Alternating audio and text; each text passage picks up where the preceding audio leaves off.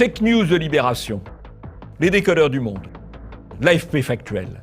Ils sont des dizaines et des dizaines à défendre le politiquement correct au sein d'entités gavées d'argent public, de votre argent. Et nous, sur Immédiat, nous sommes une toute petite équipe pour démonter les mensonges du système. Nous avons besoin de vous. Aidez TV Liberté.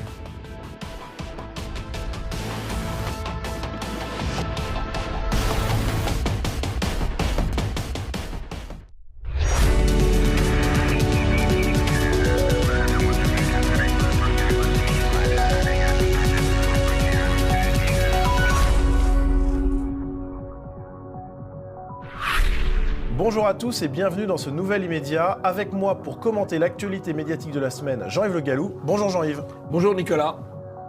Avant de vous présenter le sommaire de cette émission, merci à vous tous d'avoir partagé en masse la vidéo « J'accuse » de Jean-Yves Le Gallou sur la page Facebook de TV Liberté, qui a été vue plus d'1 700 000 fois, donc c'est un très gros score, merci à vous. Schiappa chez Hanouna mélange des mauvais genres. C'est l'actu médiatique de la semaine. Marlène Schiappa sera ce vendredi dans l'émission de Cyril Hanouna, Balance ton poste. Elle animera un atelier avec des gilets jaunes dans le cadre du grand débat national. Un mélange des genres qui a provoqué de vives polémiques chez les journalistes. Les médias face à l'examen de confiance. Avec la crise des gilets jaunes, les médias semblent avoir définitivement perdu la confiance des Français. Certains tentent de comprendre les raisons de cette rupture. Pas évident que les résultats soient probants. 10 années de bobards médiatiques, ça se fête. La cérémonie des Bobards d'Or arrive à grands pas. Organisée par la fondation Polémia, elle récompense les plus beaux bobards médiatiques. Cette année, c'est la 10e édition de cette prestigieuse cérémonie. Et vous retrouverez votre zapping et les tweets de la semaine.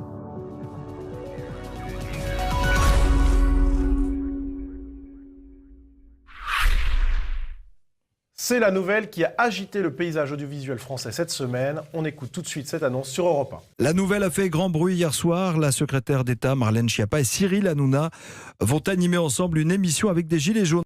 L'AFP en a fait 2 brèves et puis tous les médias en ont parlé. On a par exemple Le Monde qui a repris la première dépêche de l'AFP.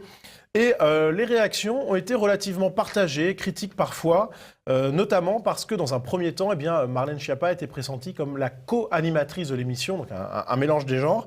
On a par exemple Libération qui sous-titre plutôt « Pas le Gorafi, le duo est improbable ». Et puis Le Figaro, dans Le Figaro Vox, qui donne la parole à David Degouille, un rédacteur chez Causeur. Et le titre est sans équivoque. Une émission où l'on verse des nouilles dans le slip d'un chroniqueur. Et puis Jean-Jacques Bourdin s'est aussi ému de cette nouvelle en déclarant « C'est ce qu'on appelle une confusion des genres ». Enfin, Thomas Soto, sur le bateau du Figaro TV Magazine, a déclaré « Marlène Schiappa cherche le buzz ». Alors, Jean-Yves, quand on voit ces réactions, on peut se dire finalement que les journalistes ont été plutôt critiques. Oui, enfin, ceux-là ont été plutôt critiques, avec une certaine forme d'hypocrisie, parce qu'effectivement, et de jalousie, hypocrisie, parce qu'ils se disent, Hanouna va faire du buzz, et eux, ils aimeraient bien en faire aussi. Voilà, il y a un petit peu de ça. C'est une réaction, je dirais pas corporatiste, parce qu'ils sont tous journalistes, mais de défense de son précaré, voilà. Et peut-être qu'ils trouvent que Hanouna, Schiappa, ça va leur faire une concurrence un peu déloyale. Alors après ce feu de critique, Marlène Schiappa s'est exprimée sur Europe 1. Ça, c'est un espèce de réflexe de Pavlov qui fait que dès qu'on fait quelque chose qui sort des codes, tout le monde s'indigne. Dès qu'on fait autre chose que d'aller sur un format classique, les gens s'indignent. Mais j'ai fini par avoir l'habitude. Vous n'allez pas faire l'animatrice avec des appels au vote ou des choses comme ça? Alors non, ça c'est le travail de Cyril Hanouna. Moi je viens avec mes paperboards, mes petits feutres Velleda et on va faire un atelier constructif. Alors casser les codes, c'est ce qui a plu à Gérard Carrérou sur le plateau de Pascal Praud. Et moi j'avoue que ça me choque pas du tout. Ce type de rencontre, comme on dirait aujourd'hui, un peu improbable entre des personnages comme Cyril Hanouna d'un côté et comme Marlène Schiappa de l'autre côté. Pourquoi? Parce que d'abord, le débat, c'est une bonne chose. Moi, je suis pour le débat. Toujours casser les codes, eh bien, c'est ce qui a plu également à Jean-Michel Apathy. Je trouve que le fait que Cyril Hanouna mette son talent d'animateur et donc de médiateur au service de ce grand débat, c'est une bonne chose. D'autre part, ce grand débat, c'est une initiative nous n'avons jamais connue, il n'y a pas de précédent. Donc c'est bien qu'il y ait un peu de désordre, des choses qui nous surprennent, que des débats soient organisés d'une manière à laquelle on n'est pas habitué. Mais bien sûr, c'est bien. Alors sur ces codes prétendument cassés par Marlène Schiappa, écoutons la réaction de Charlotte Dornelas. Marlène Schiappa, qui est hyper courageuse et qui nous explique qu'elle sort des codes. Pardon, mais ce sont les codes de l'époque. Elle sort pas des codes là. Elle va effectivement. Ah oui, vous n'avez pas tort d'ailleurs. C'est pas tout à fait tort. D'aller aujourd'hui chez Hanouna et d'expliquer aux gens qui vont être derrière leur portable en disant envoyez un si vous êtes d'accord avec cette proposition. C'est la télé-réalité de la vie publique aujourd'hui. Mais oui, mais la vie est comme ça. Qu'est-ce que vous voulez que je dise? Et sur Sud Radio, Virginie Martin a parlé d'une pipolisation de la vie politique. C'est une pipolisation de plus de la politique. On a ça depuis quelques années aux États-Unis, bien sûr, en France aussi.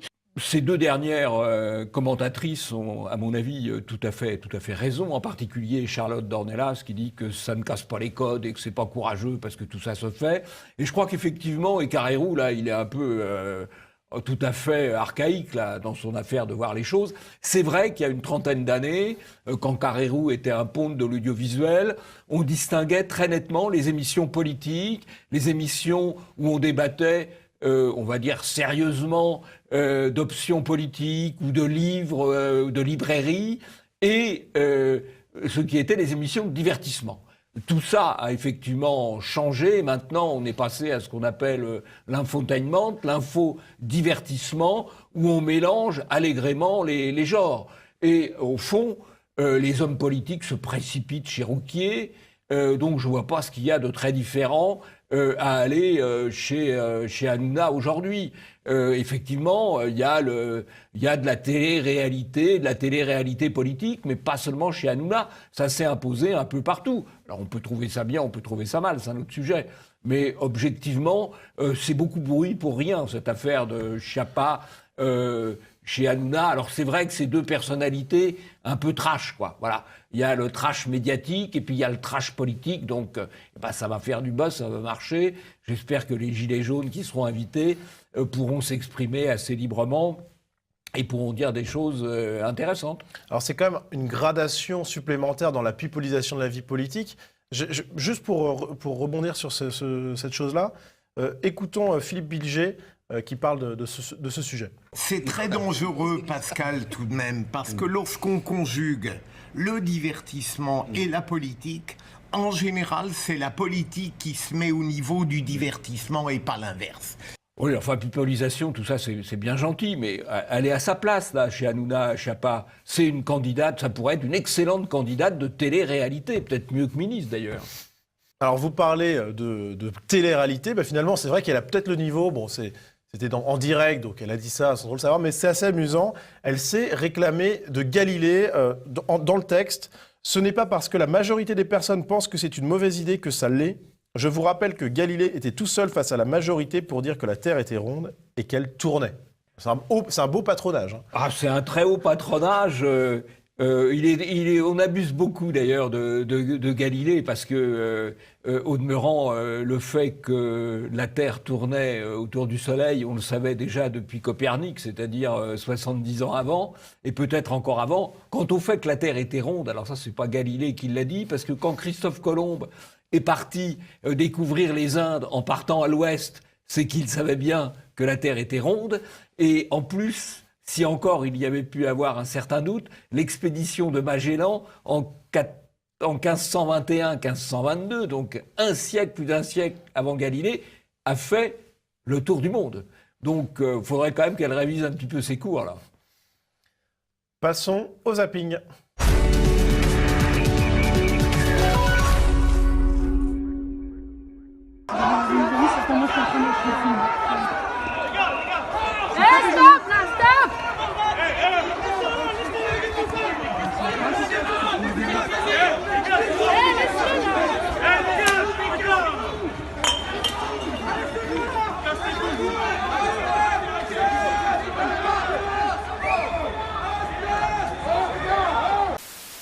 First of all, your skin does not look like poop.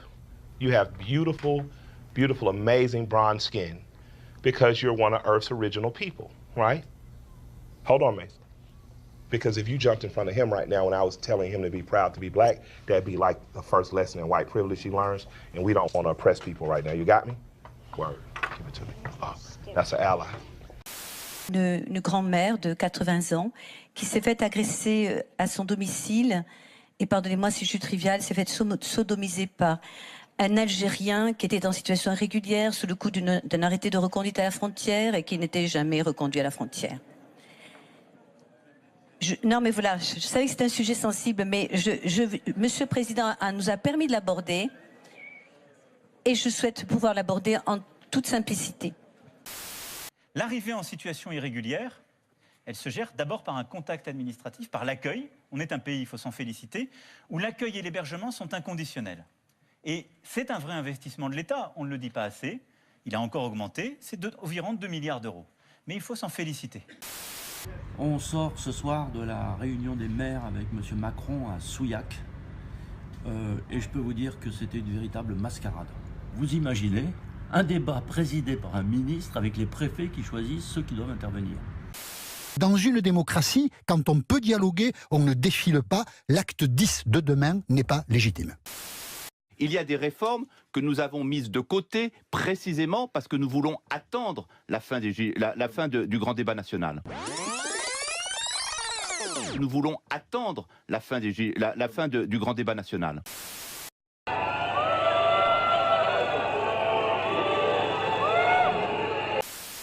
Quatre personnes ont été frappées violemment à la vision. Emmanuel Macron, ministre de l'économie, a facilité la vente de fleurons français à des entreprises étrangères. Il devra s'expliquer un jour là-dessus. Mais on a surtout ressenti un sentiment qu'on n'était pas écouté et que les gens perdaient vraiment patience et qui voulaient passer à plus, en fait, garder les manifestations déclarées pour les gens qui étaient assez fragiles, les handicapés, les personnes âgées, tout ça, mais voulaient faire plus, faire des nuits, des 24 heures, des 48 heures, pour vraiment être entendus une bonne fois pour toutes, parce que les Gilets jaunes ont le sentiment de ne pas être du tout écoutés. Il y a donc de moins en moins de naissances. On n'a plus le temps de faire d'enfants en France. D'ailleurs, vous qui nous regardez en ce moment dans votre lit, pour relancer la natalité, nous avons invité ce soir notre Miss France. Ça devrait vous donner des idées. Voilà. Moi, j'ai passé un dimanche mi-pourri. Ce dimanche, Paris était tout plein de familles, toutes joyeuses, qui sautillaient partout, des enfants bien peignés, en uniforme de scout, accompagnés de leur papa et leur maman. Qu'est-ce qu'il y a de plus important que la défense de la vie humaine? La vie humaine, ça paraît bête à dire, et pourtant c'est vrai, c'est la condition de la vie politique. Donc je pense que cette manifestation est très importante. Ça fait longtemps déjà qu'on est dans la rue sur la question de l'avortement. On y sera aussi longtemps qu'il faudra, et je suis très heureuse, cette année en particulier, vu le contexte de grande interrogation, on va dire, nationale, d'être ici aujourd'hui. Toute cette agitation en barbour pour lutter contre l'avortement. Ça vous dirait pas d'aller promener vos chiards dans les plaines solognotes, sur les plages du Touquet ou au grand air des montagnes alpines? Pourquoi toujours Paris? L'expérience nous montre qu'habituellement on est très peu écouté sur ces sujets, on est toujours mis en minorité, caricaturé. Donc si j'en ai peur. Après, j'ose espérer qu'après toutes les colères qui se sont exprimées ces derniers temps, une colère supplémentaire finisse par faire penser au gouvernement que peut-être il faut cesser d'énerver les Français, de les exaspérer, et que peut-être ils vont circuler sur ces sujets-là. Sérieusement, il n'y en a pas un pour sortir de chez lui pour lutter contre le réchauffement climatique, pour sauver des migrants qui se noient en Méditerranée ou pour dénoncer les actes pédophiles au sein de l'Église? Ben non, ils préfèrent user leur loden pour une cause qu'ils considèrent plus juste et plus urgente, la lutte contre le droit des femmes à disposer de leur propre corps. J'en peux plus, et moi je peux plus rien pour eux, sans déconner.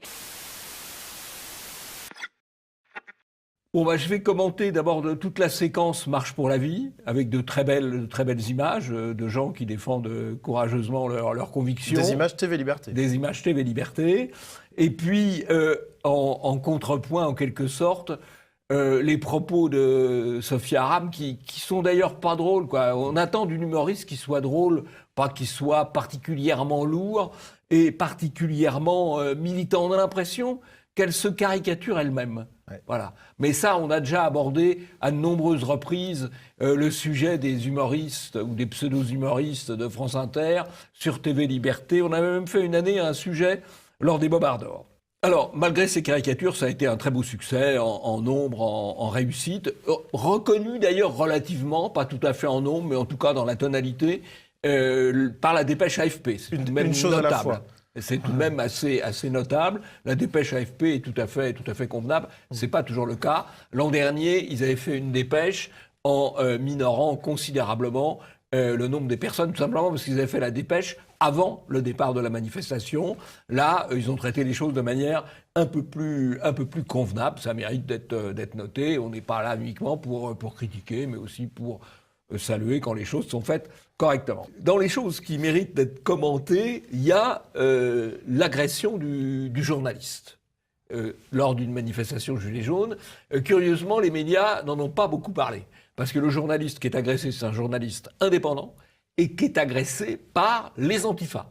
Donc ça n'intéresse pas les journalistes, c'est un journaliste indépendant, donc ça c'est quand même suspect, et il est agressé par les antifas, qui ne sont pas des vrais gilets jaunes quand même, mais des agresseurs casseurs, et donc ils n'en ont pas parlé. C'était pourtant intéressant, parce que pourquoi il y a cette agression des antifas ?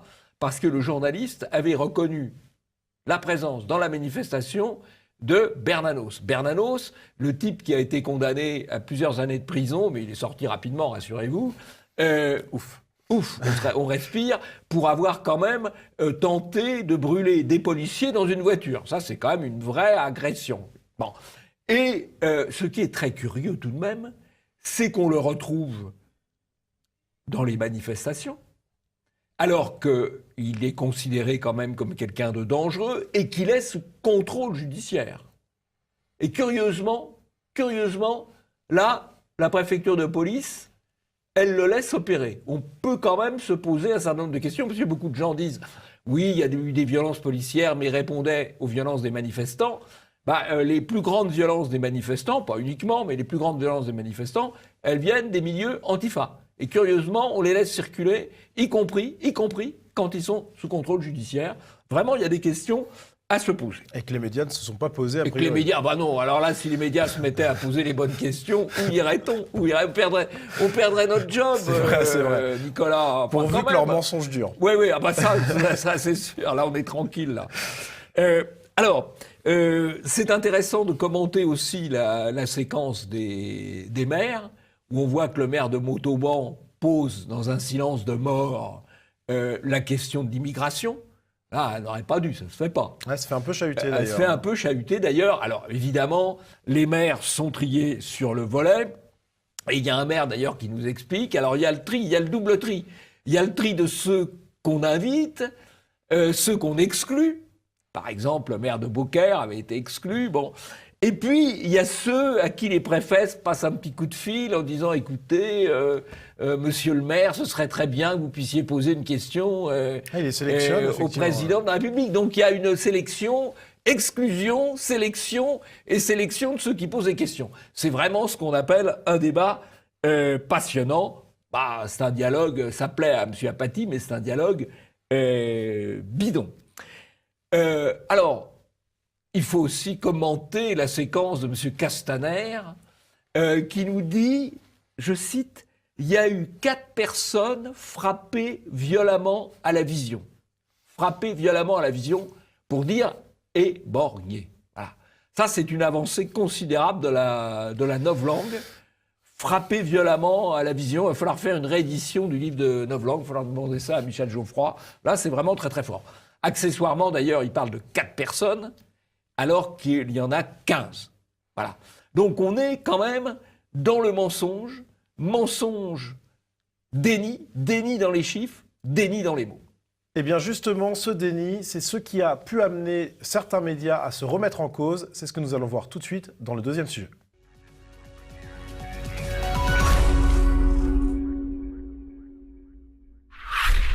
La révolte des Gilets jaunes n'a pas épargné les journalistes, que ce soit symboliquement, verbalement ou même physiquement. Ils ont été pris à partie régulièrement par les Gilets jaunes. Eh bien, leur crédibilité en a pris un coup Un sondage publié ce jeudi par La Croix donne encore des chiffres très compliqués pour les médias, avec près de 70% des Français qui considèrent que les journalistes ne sont pas indépendants par rapport au pouvoir, et des taux de confiance dans les médias qui baissent énormément, moins 6% pour la radio, moins 8% pour la presse écrite et moins 10% pour la télévision, avec respectivement 50% de confiance dans la radio, 44% dans le journal papier et 38% dans la télévision. Donc ce sont des chiffres qui sont quand même dramatiques si on se place du point de vue des journalistes. Et eh bien cette question de la remise en cause des médias, notamment après les Gilets jaunes, eh bien ça a été au centre de plusieurs prises de parole médiatiques cette semaine, notamment Thierry Ardisson qui posait dimanche dernier la question « Les médias mettent-ils de l'huile sur le feu ?» Et on note notamment une adresse de Michel Onfray envers Jean-Michel Apathy, qu'on va écouter tout de suite. Donc je trouve juste qu'il y a un moment donné, vous devriez pouvoir, les journalistes, effectivement, quand vous avez dit le bien, le mal pendant un quart de siècle, accepter que des gens dans la rue vous disent « Ah, on vous voit, vous qui nous donnez des leçons depuis tant d'années, eh bien, on a deux ou trois choses à vous reprocher. » Quand effectivement les gens ont constaté que ça ne marchait pas, cette presse-là, une presse subventionnée, une presse qui dit toujours la même chose, une presse qui insulte les gens qui ne défendent pas l'idéologie dominante, qui les traite de nationaux-socialistes, etc. Que font les gens? Ils vont grappiller sur Internet. Il a presque tout dit.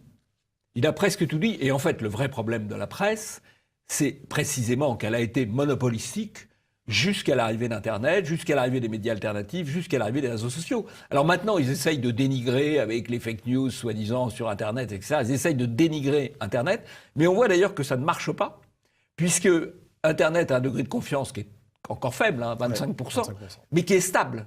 Alors que les autres baissent. Dégringolent même. Les autres dégringolent. Ouais. Les autres dégringolent.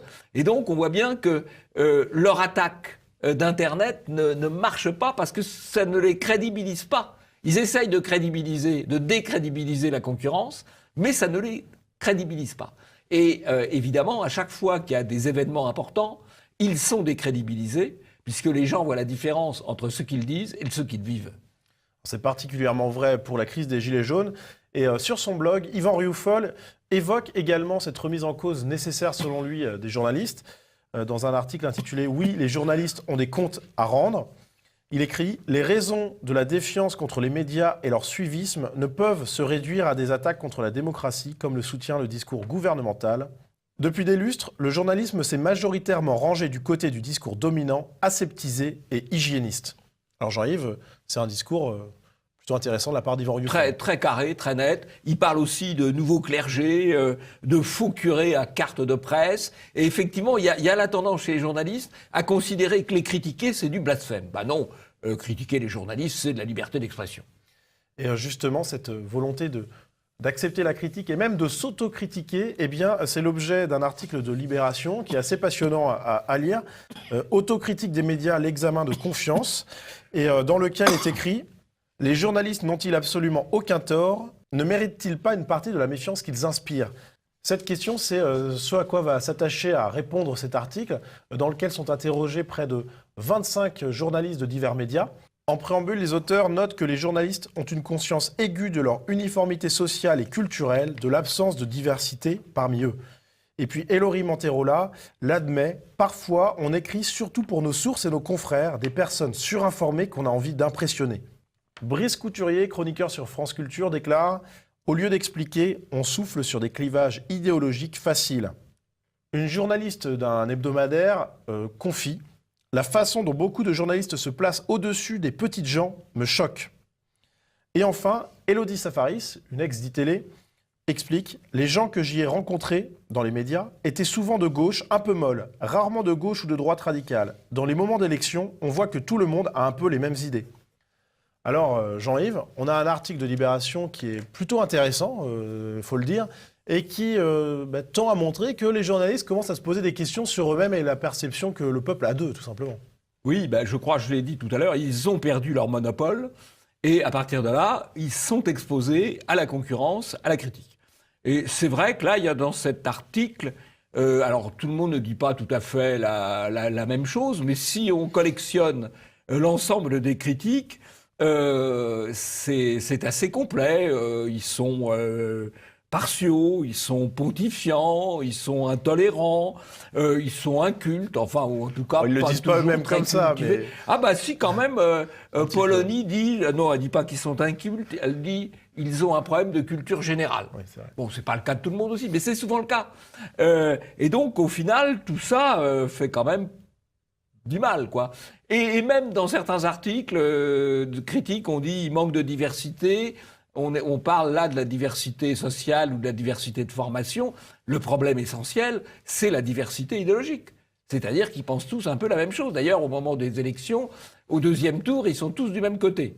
Quelle que soit la bataille, ils sont toujours tous du même côté du deuxième tour. Il y a un léger problème. Effectivement. Voilà. Mais ils commencent à se poser des questions. Alors moi, je vais vous dire, Nicolas, moi je suis soucieux d'aider les journalistes. Je suis soucieux d'aider les journalistes et je les invite à venir à la cérémonie des Bobards d'Or pour voir les critiques légitimes qu'on peut leur faire pour qu'ils s'interrogent sur la manière dont ils exercent leur métier. Et ils passeront un bon moment. Ils passeront un bon moment, c'est quand même une cérémonie humoristique et s'ils viennent, ils seront très bien accueillis. Avec le tapis rouge. Voilà, avec le tapis rouge, tout à fait. En attendant... Enfin, pas trop quand même, parce que... non, pas trop quand même. En attendant... Mais ils seront bien accueillis. Peut-être pas le tapis rouge, le tapis jaune peut-être. Oui. Ah, peut-être. Peut-être. Donc en attendant de parler des bobards, eh bien, place au tweet.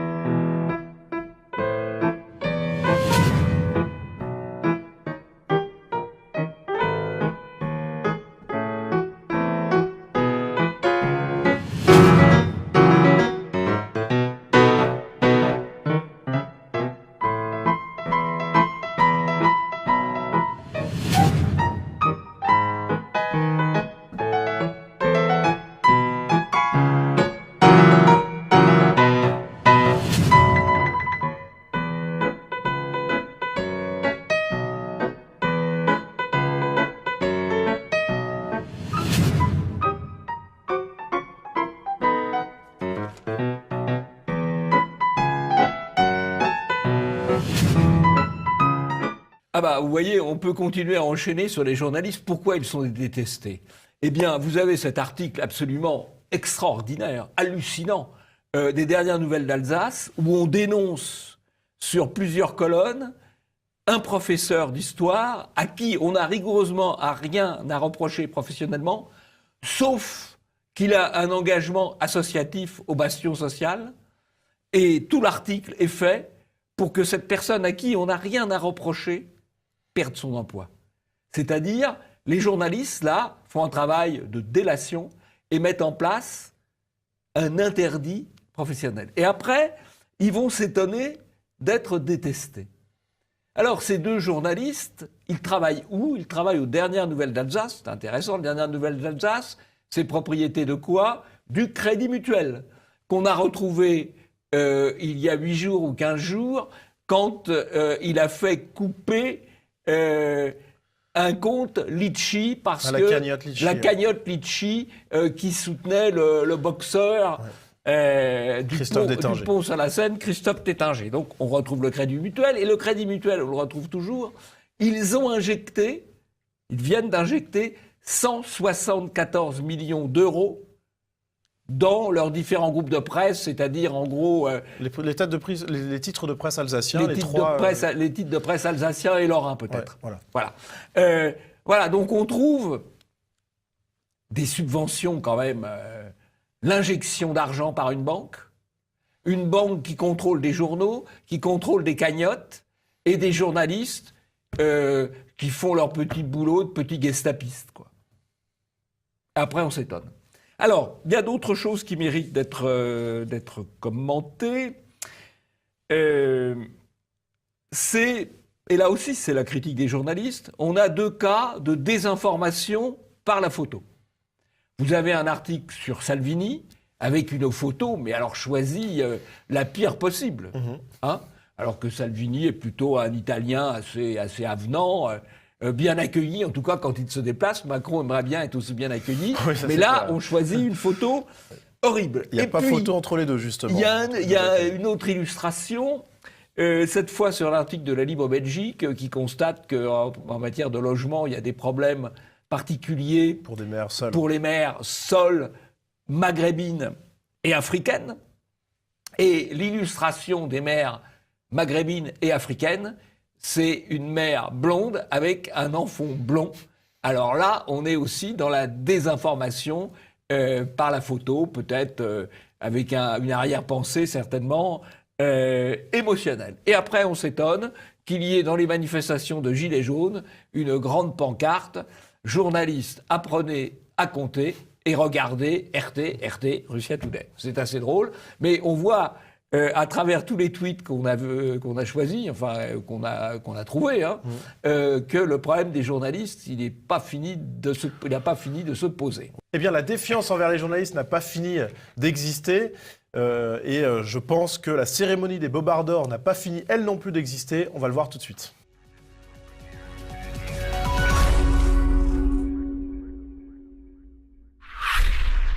C'est donc la 10e édition des Bobards d'Or. Ça aura lieu au théâtre du Gymnase lundi 18 février dans la soirée.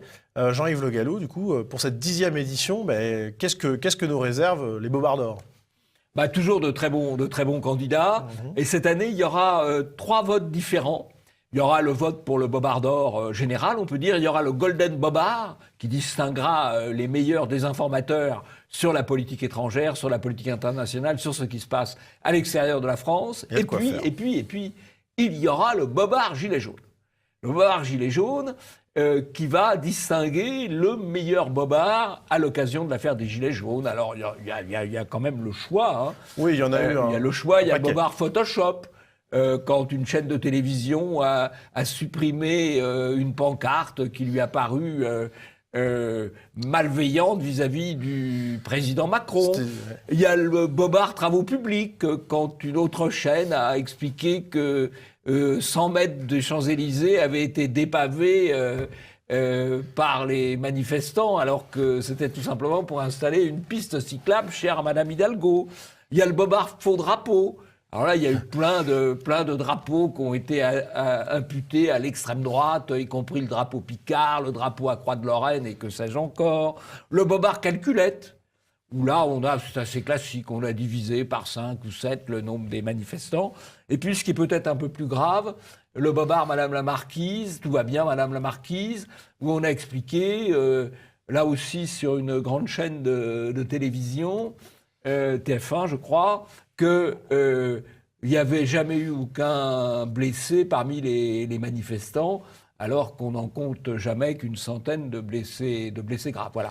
Alors, vous pouvez voter, puisque les votes sont ouverts sur le site de Bobards d'Or, et donc vous pouvez voter pour choisir le Bobard qui a votre préférence. Ça va être dur de choisir. Hein. Ah, ça va être dur de choisir. Comme tous les ans, finalement. Dans chaque catégorie, on retiendra ensuite 3 Bobards qui seront ensuite mis au vote du public le 18 février. Donc, il y a 2 occasions de voter, sur Internet d'abord, et ensuite, bien réellement, lors de la cérémonie des Bobards d'Or. C'est toujours un moment très, très, très plaisant que de voir distinguer les meilleurs des journalistes, ceux qui mentent le mieux pour servir le politiquement correct. C'est toujours ardu, effectivement, chaque année de départager les candidats. Donc, pour résumer, 3 catégories. La catégorie Bobard France, classique.